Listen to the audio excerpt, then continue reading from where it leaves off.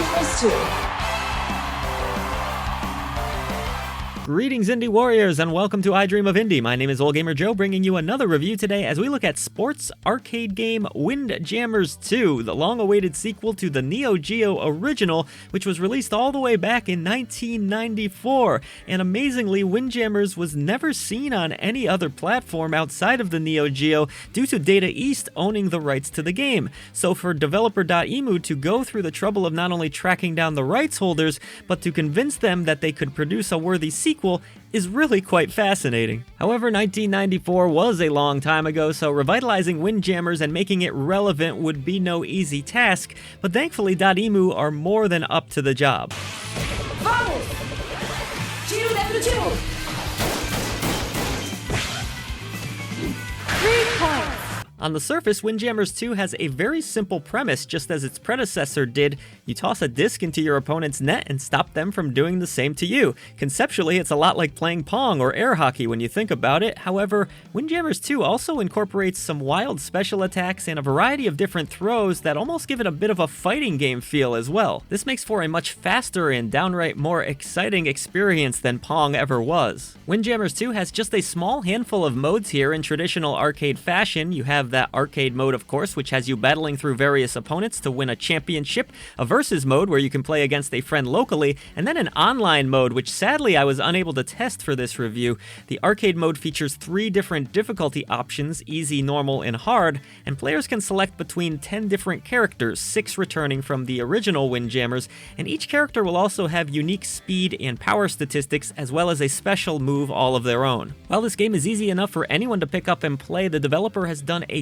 great job of balancing Windjammers 2 to make it wonderful for casual players while adding trick shots and techniques for more advanced players. You can move in 8 different directions while sliding, jumping in the air for dramatic catches and throws, and you use the analog stick to determine the direction you'll throw the disc, or you can also lob the disc high up into the air to catch your opponent off balance. More advanced techniques like a curve shot require fighting game-like inputs, and you can also learn drop shots, slap shots, and perhaps most exciting of all, the power toss. These screen-filling specials are awesome to behold and can be activated once your power gauge is full by pressing 2 action buttons at once. You fill that gauge by standing underneath a airborne disc for a while, and that's pretty much how you raise the meter. While the power toss can be blocked, it's not easy to do so, adding yet another layer of depth to a game which on the surface seems to have such a simple premise.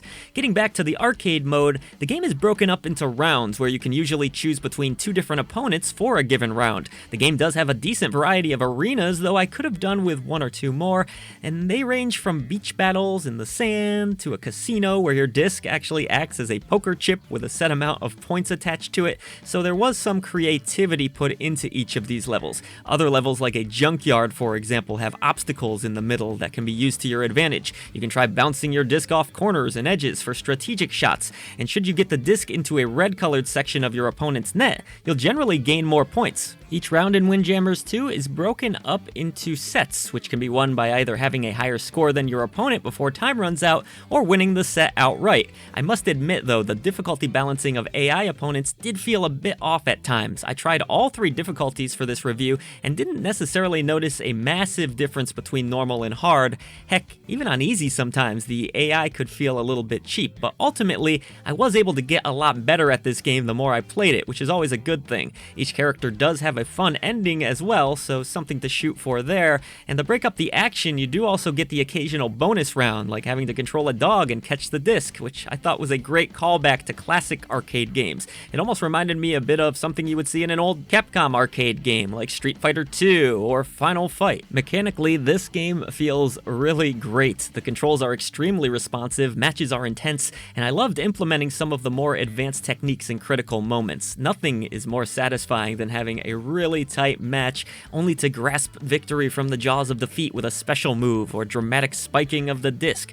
The game is an absolute joy to play, with smooth gameplay that calls back to the original, while also not feeling out of place or irrelevant in 2022. I loved trying out all the different characters as well, who do look and feel unique from one another, from the speedy H. Mita to the slightly more balanced S. Miller. Each character feels finely balanced and tuned, and I enjoyed playing as all of them, honestly. Now, I will will say, outside of the core gameplay, which is the star of the show, the game is a little bit feature light, so if you are looking for a robust campaign for single player or something like that, you really aren't going to find that here. This is definitely emulating an arcade experience through and through. However, in multiplayer, theoretically, the fun may never end. In versus mode, you can play against AI, yes, but the real fun is going to be in playing a live opponent.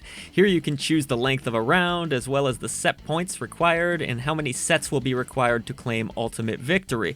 Sadly, again, I wasn't able to test the online, but it is here, and I can only hope it performs well and manages to build a loyal community. It sounds like Dotemu are on top of things and trying to get the netcode as tight as possible for release. Hopefully that all works out. Probably the first thing you'll notice when you boot up Windjammers 2 is its eye-popping visual presentation. From the moment you boot this game up, you feel like you're standing in front of an arcade cabinet. The eye-popping colors, the cheering of the crowd, and the rockin' funky soundtrack all work together to create a gorgeous-looking title. The hand-drawn characters really look incredible with smooth animations to boot.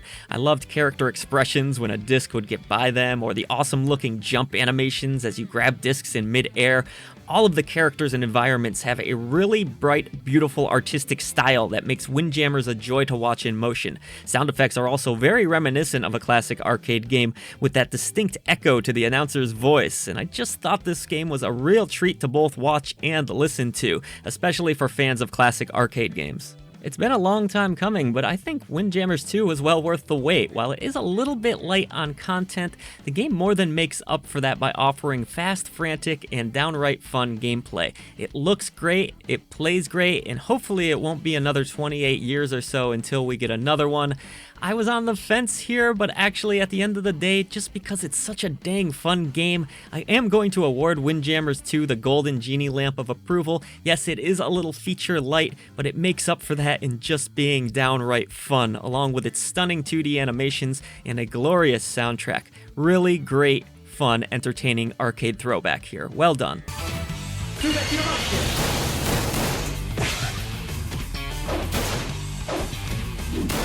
points.